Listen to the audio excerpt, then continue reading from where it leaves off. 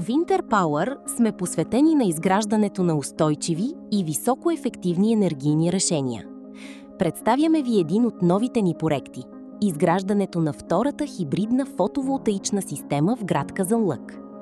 Тази 30 киловатова електроцентрала, оборудвана с 30 киловатт-часа батерии, се реализира с безкомпромисно качество и инженерен професионализъм, за да осигурява чиста енергия за социалните домове към общината. В техническото помещение ще бъдат инсталирани инвертор, батерии, защитно табло и присъединяване към главно електрическо табло. Тук, както виждате, сме направили подготовка на инсталацията. Това ще бъде таблото, което е AC и DC част. Всички кабели ще бъдат скрити в кабелни канали, прилежно затворени с капаци.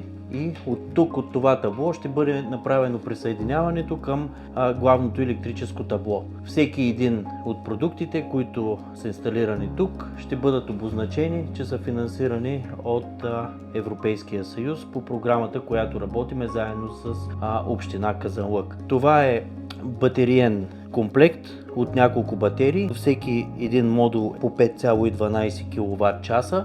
А това е модула за обединяване на всичките батерии и присъединяването им към инвертора.